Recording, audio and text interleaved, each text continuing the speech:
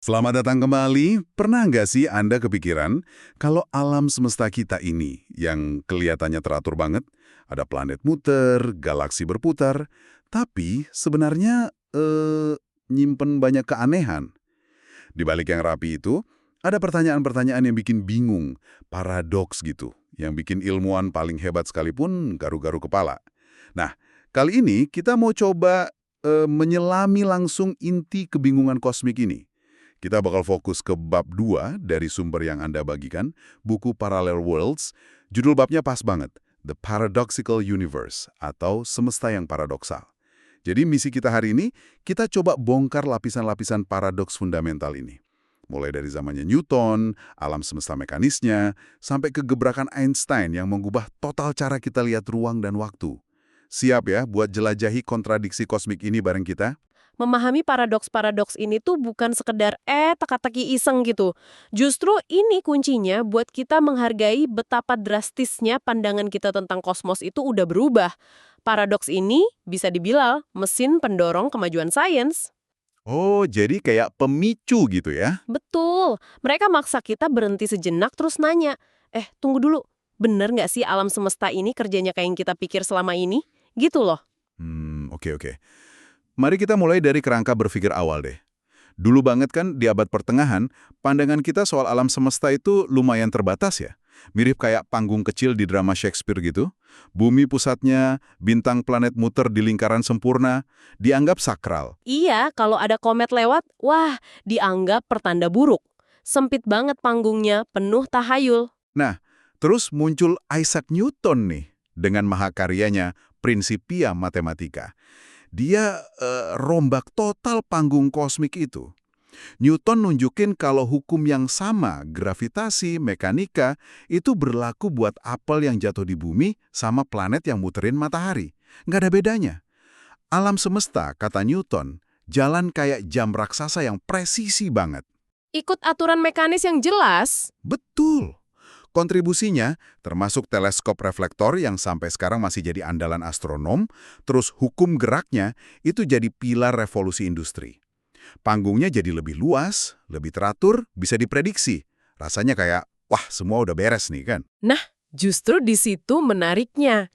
Di tengah keteraturan mekanis Newton ini, mulai muncul pertanyaan-pertanyaan mendasar yang goyangin fondasinya. Salah satu yang paling awal itu datang dari pendeta, namanya Richard Bentley, tahun 1692.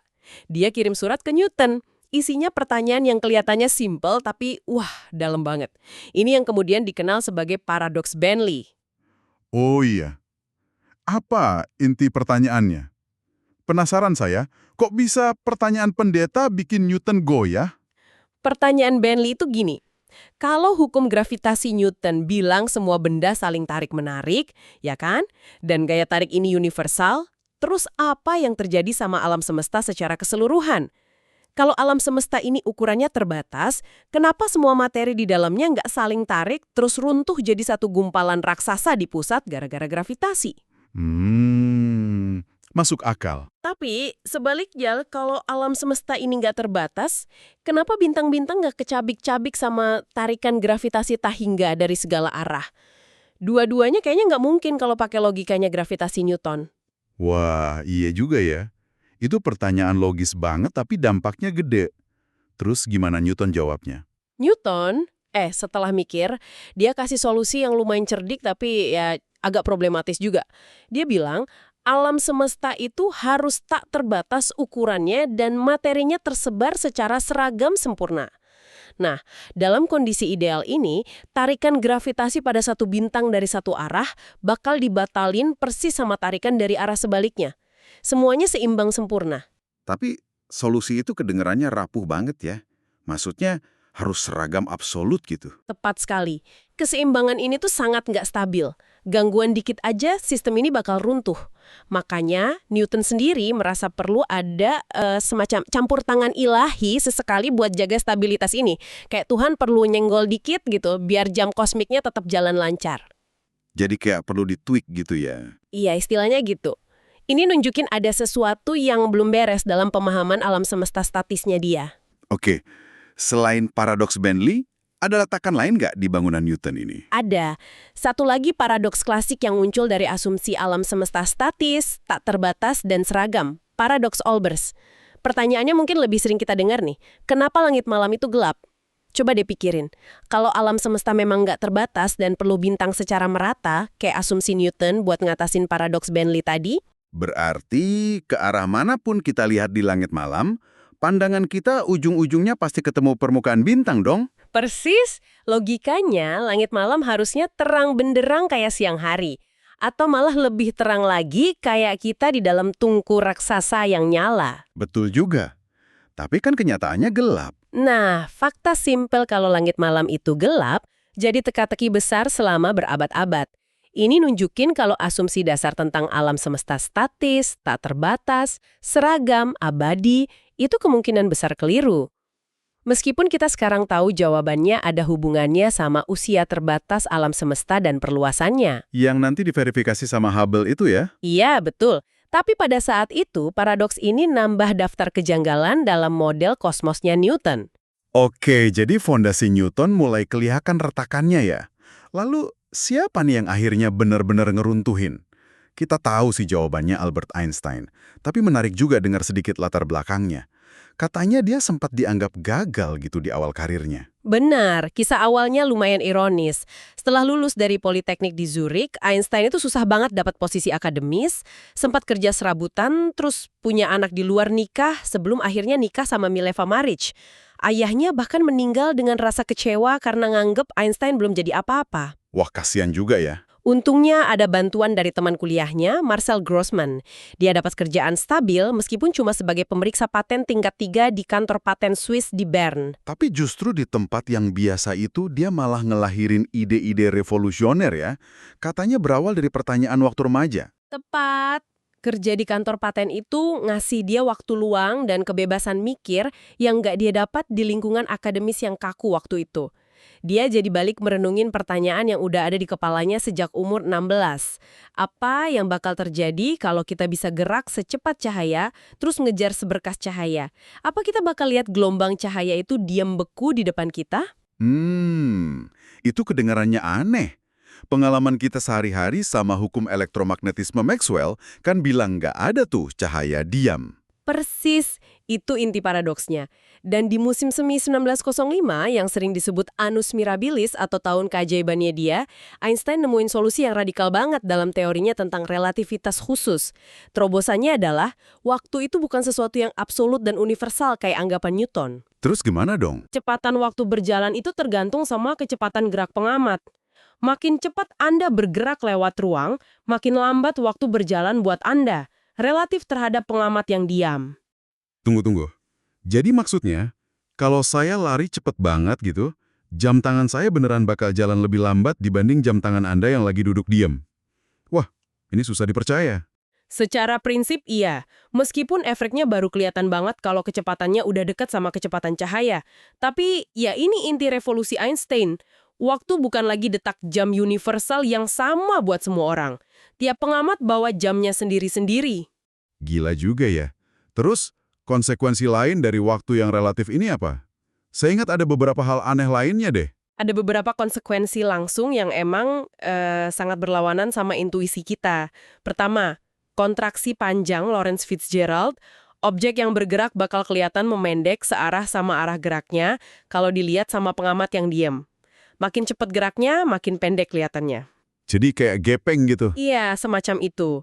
Kedua, pertambahan massa. Massa objek juga nggak konstan. Makin cepat objek bergerak, makin besar massanya dari sudut pandang pengamat luar. Ini karena energi kinetik, energi geraknya itu, menurut persamaan Einstein yang terkenal E sama dengan mc3, setara sama massa dan nambah ke massa total objek. Oh, E sama dengan mc3 itu di sini perannya ya? Betul. Dan ketiga, yang paling fundamental, adanya batas kecepatan kosmik, kecepatan cahaya, sekitar 300.000 km per detik. Nggak ada objek bermassa yang bisa nyampe atau melewatin kecepatan ini. Kenapa nggak bisa? Apa yang terjadi kalau kita coba ngebut sampai segitu? Kalau Anda coba mencapai kecepatan cahaya, waktu buat Anda bakal melambat sampai berhenti total. Panjang Anda searah gerakan bakal nyusut jadi 0, dan massa Anda bakal nambah sampai jadi tak terhingga. Nah, karena butuh energi Tahingga buat mempercepat masa Tahingga, ya jadinya nggak mungkin secara fisik mencapai kecepatan cahaya. Itu batas absolut di alam semesta. Oke, mari kita balik lagi ke metafora panggung tadi. Gimana panggung alam semesta berubah setelah Einstein? Jadi beda banget ya sama Newton. Beda banget. Kalau alam semesta Newton itu panggung dengan jam dinding gede yang detaknya sama buat semua aktor, terus ukuran panggung sama properti selalu tetap. Nah, alam semesta Einstein jauh lebih aneh. Tiap aktor di panggung bawa jam tangan sendiri-sendiri, yang jalannya beda-beda kecepatannya, tergantung seberapa cepat mereka gerak melintasi panggung. Jadi nggak bisa sinkron dong jamnya? Nggak akan pernah bisa sinkron. Nggak cuma itu, bentuk tubuh aktornya pun berubah pas gerak cepat. Mereka jadi lebih berat, terus kelihatan lebih pipih dari sudut pandang penonton. Panggung ruang waktu itu sendiri jadi sesuatu yang dinamis dan personal, gitu loh. Oke. Relativitas khusus ini mecahin teka-teki cahaya, tapi kayaknya malah bikin masalah baru ya. Terutama kalau dihubungin sama teori gravitasinya Newton. Betul sekali. Relativitas khusus ini konflik langsung sama hukum gravitasi Newton. Menurut Newton kan, gaya gravitasi itu kerjanya instan. Artinya, kalau matahari tiba-tiba hilang gitu aja, bluk. Semua planet langsung tahu gitu. Iya, seluruh planet di tata surya bakal langsung ngerasain hilangnya tarikan gravitasi matahari pada saat yang sama. Tapi relativitas khusus negasin kalau nggak ada informasi atau pengaruh apapun, termasuk gravitasi, yang bisa jalan lebih cepat dari kecepatan cahaya. Jadi, menurut Einstein, kalau matahari lenyap, kita di bumi baru bakal tahu dan ngerasain efek gravitasinya hilang setelah sekitar 8 menit ya, waktu yang dibutuhin cahaya, dan berarti gravitasi juga buat jalan dari matahari ke bumi. Ini jelas banget kontradiksinya. Tepat, Einstein sadar banget sama inkonsistensi ini. Dia habisin 10 tahun berikutnya, dari 1905 sampai 1915, berjuang buat nyelesainnya. Hasilnya adalah mahakarya berikutnya yang bahkan lebih revolusioner, teori relativitas umum, yang dipublikasiin tahun 1915. Apa ide besarnya di balik relativitas umum? Gimana caranya Einstein damaikan gravitasi sama batas kecepatan cahaya? Solusi Einstein tuh elegan banget dan dalam. Gravitasi itu bukan gaya tarik-menarik antar massa yang kerja seketika lewat ruang hampa, kayak yang dibayangin Newton. Sebaliknya, gravitasi itu manifestasi dari kelengkungan kain ruang waktu itu sendiri yang disebabkan oleh adanya massa dan energi. Kelengkungan ruang waktu. Kedengerannya abstrak banget. Bisa dijelasin lebih simpel nggak? Bisa. Kita pakai analogi yang sering dipakai nih. Bayangin aja ruang waktu itu kayak selembar kain elastis atau trampolin yang direntangin. Kalau Anda taruh bola bowling yang berat, misalnya matahari atau benda bermassa besar, di tengah trampolin, kain trampolin itu kan bakal melengkung ke bawah di sekitar bola bowling itu. Iya, jadi cekung gitu ya? Nah, kalau Anda gelindingin kelereng, misalnya planet atau cahaya, di dekat bola bowling itu, kelerengnya kan nggak ditarik langsung sama bola bowling. Dia ngikutin jalur melengkung di kain trampolin itu. Nah, itulah yang kita rasain sebagai gaya gravitasi. Massa dan energi ngasih tahu ruang waktu gimana cara melengkung, dan kelengkungan ruang waktu ngasih tahu materi gimana cara bergerak. Wah, oke. Terus gimana soal kecepatan gravitasi tadi? Kalau matahari lenyap di analogi ini? Kalau Anda tiba-tiba angkat bola bowling dari trampolin, kain trampolinnya kan nggak bakal langsung balik rata seketika. Dia bakal mantul terus ngirim riak atau gelombang di sepanjang permukaan kain. Riak inilah yang analog sama gelombang gravitasi. Jadi perubahan medan gravitasi, kayak hilangnya matahari, bakal merambat keluar sebagai gelombang di kain ruang waktu. Dan gelombang ini jalannya dengan kecepatan tertentu, yaitu kecepatan cahaya. Jadi nyambung ya? Masalah kecepatan instan tadi selesai. Betul, ini menyelesaikan konflik dengan relativitas khusus. Teorinya begitu kuat dan indah sampai bisa dirangkum dalam satu persamaan medan Einstein yang terkenal itu, meskipun ngitungnya rumit banget. Teori yang sehebat dan seaneh ini pasti butuh bukti kuat dong. Gimana para ilmuwan ngujinya? Saya pernah dengar soal pengamatan gerhana matahari itu. Anda benar. Pembuktian paling dramatis yang bikin Einstein terkenal ke seluruh dunia itu datang dari pengamatan gerhana matahari total tanggal 29 Mei 1919. Ekspedisinya dipimpin sama astrofisikawan Inggris top, Sir Arthur Eddington. Teorinya gini, kalau gravitasi emang melengkungkan ruang waktu, maka cahaya dari bintang-bintang jauh yang kebetulan lewat dekat banget sama tepi matahari, yang cuma bisa diamati pas gerhana itu kan? Betul, pas mataharinya ketutup bulan. Nah, cahayanya itu bakal kelihatan sedikit belok dari posisi aslinya pas nyampe bumi, karena dia ngikutin kelengkungan ruang waktu di sekitar matahari. Jadi mereka mengukur posisi bintang pas gerhana, terus dibandingin sama posisi normalnya. Tepat sekali, Eddington ngirim 2 tim, satu ke Pulau Principe di lepas pantai Afrika Barat, satu lagi ke Sobral di Brazil. Mereka motret medan bintang di sekitar matahari yang lagi ketutup total sama bulan. Terus mereka bandingin posisi bintang-bintang ini sama posisi normalnya waktu matahari nggak ada di area langit itu. Hasilnya, wah, mencengangkan banget. Gimana hasilnya? Cocok sama Einstein? Pengukuran nunjukin emang ada pembelokan cahaya bintang. Dan besar rata-rata pembelokannya, sekitar 1,79 detik busur, itu cocok banget sama prediksi relativitas umum Einstein, yaitu 1,74 detik busur. Jauh beda sama prediksi teori Newton, yang cuma setengahnya atau malah 0 kalau cahaya dianggap nggak punya massa. Wow, itu pasti jadi berita gede banget waktu itu ya? Gede banget. Pas hasil ini diumumin di pertemuan gabungan Royal Society sama Royal Astronomical Society di London, Presiden Royal Society, J.J. Thomson, yang nemuin elektron itu, bilang ini mungkin penemuan terbesar terkait gravitasi sejak zaman Newton, dan salah satu pencapaian tertinggi dalam sejarah pemikiran manusia. Einstein langsung jadi selebriti dunia. Sampai ada anekdot soal cuma 3 orang yang paham itu ya? Iya, ada anekdot terkenal, konon katanya seorang jurnalis nanya ke Eddington, "Profesor, bener nggak sih cuma ada 3 orang di dunia ini yang paham teori relativitas umum?" Eddington diam sejenak, terus jawab, "Saya lagi mikir siapa orang ketiganya." Itu nunjukin betapa revolusioner dan rumitnya teori ini pada masanya.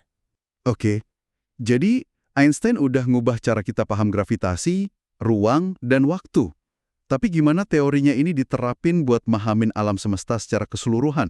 Nasibnya, strukturnya, gitu. Nah, disinilah peran penting fisikawan dan matematikawan Rusia, namanya Alexander Friedman, masuk. Sekitar tahun 1922, nggak lama setelah relativitas umum dirumusin, Friedman mulai ngoprek solusi matematis dari persamaan medan Einstein kalau diterapin ke alam semesta secara keseluruhan, ke kosmologi gitu. Einstein sendiri gimana awalnya? Einstein sendiri awalnya mikir alam semesta itu statis, makanya dia nambahin konstanta kosmologis biar modelnya stabil. Tapi Friedman nemulin solusi yang lebih umum dan dinamis. Solusinya nunjukin kalau alam semesta yang digambarin relativitas umum itu harusnya nggak statis, dia bisa ngembang atau nyusut. Nah, solusi Friedman inilah yang jadi dasar pemahaman kosmologi modern kita sekarang. Oh, jadi solusi Friedman ini yang kemudian prediksi macam-macam kemungkinan nasib alam semesta kita ya? Betul. Model Friedman, kalau kita sederhanain dulu ya, dengan ngabaikan efek energi gelap atau konstanta kosmologis lambda, itu ngenalin satu parameter kunci yang nentuin evolusi dan nasib akhir alam semesta, omega. Omega ini intinya adalah rasio antara kepadatan materi dan energi rata-rata yang beneran ada di alam semesta dibandingin sama suatu nilai kepadatan kritis. Kepadatan kritis? Maksudnya apa tuh? Seberapa padat? Kayak ngebandingin isi alam semesta sama semacam batas kepadatan gitu. Tepat. Kepadatan kritis ini itu kepadatan yang dibutuhin supaya alam semesta jadi datar secara geometris dalam skala besar. Nilainya kecil banget, susah dibayangin. Kira-kira setara cuma 5 atau 6 atom hidrogen per meter kubik ruang angkasa. Wah, kosong banget dong ya? Iya, atau kayak yang Anda sebut tadi, setara 1 atom hidrogen dalam volume beberapa bola basket. Jadi alam semesta kita ini sebagian besar ya ruang hampa. Intinya omega ini kayak timbangan kosmik, isi alam semesta kita ini lebih berat, lebih ringan, atau pas dibandingin batas kritis ini, gitu. Oke, jadi kayak nimbang alam semesta. Terus, apa artinya kalau hasilnya lebih berat, lebih ringan, atau pas? Pengaruhnya ke nasib akhirnya gimana? Nah, ini yang nentuin nasib akhirnya. Kalau omega 1 artinya kepadatan aktual alam semesta lebih rendah dari kepadatan kritis. Gravitasi di dalamnya nggak cukup kuat buat ngerem ekspansi awal dari Big Bang. Alam semesta bahkan terus ngembang selamanya, jadi makin dingin dan kosong. Nasib akhirnya ya big freeze atau mati beku. Secara geometris, alam semesta ini dianggap terbuka. Kelengkungan ruang waktunya negatif, kayak permukaan pelana kuda gitu. Ruang dan waktunya nggak terbatas. Terus, kalau lebih berat, Nah, kalau omega 1? omega lebih dari 1. Kepadatan aktualnya lebih tinggi dari kritis. Gravitasi cukup kuat buat akhirnya ngalahin ekspansi dan malikin arahnya.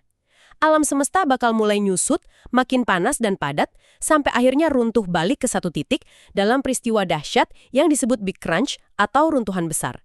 Alam semesta ini tertutup, kelengkungannya positif, kayak permukaan bola. Ruang dan waktunya terbatas. Yang terakhir, kalau pas. Kalau omega sama dengan 1, Omega sama dengan 1. kepadatan aktual persis sama dengan kepadatan kritis. Alam semesta ini secara geometris datar, kayak selembar kertas kalau disederhanain. Dia bakal terus ngembang selamanya, tapi laju ekspansinya bakal terus melambat deketin nol. Kayak di ujung tanduk gitu, antara terus ngembang atau runtuh balik. Skenario ini kebetulan disukai banget sama teori inflasi kosmik awal. Terus ada juga kemungkinan siklus berulang kan ya?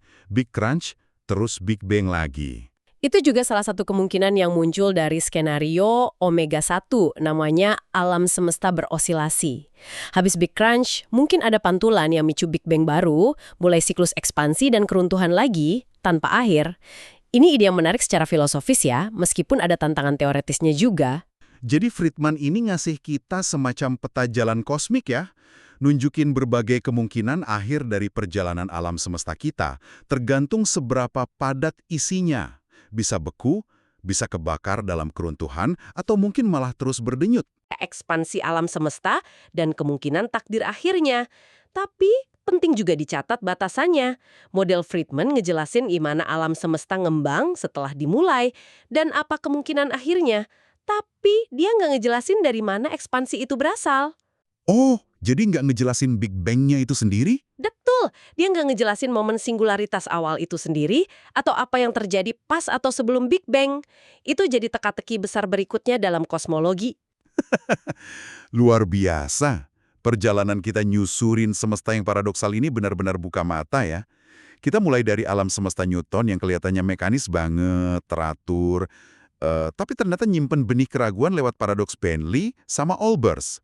Terus kita lihat revolusi Einstein yang ngeruntuhin konsep ruang waktu absolut, ganti jadi kain ruang waktu yang melengkung karena gravitasi. Dan akhirnya kita lihat gimana kerangka kerja Friedman pakai teori Einstein buat metain nasib kosmik kita yang mungkin macem-macem banget itu. Dan pola yang konsisten dari tadi itu ya, gimana setiap paradoks, setiap pertanyaan yang ganggu asumsi dasar kita, justru jadi katalis buat pemahaman yang lebih dalam, buat revolusi ilmiah. Betul, ketidakcocokan, keanehan, kontradiksi itu yang dorong kita buat cari gambaran realitas yang lebih akurat. Dari jam kosmik Newton, kita pindah ke trampolin ruang waktu Einstein, sampai akhirnya natap peta takdir kosmik Friedman. Nah, sebagai penutup nih, mungkin ada satu pertanyaan yang bisa Anda bawa pulang buat direnungkan.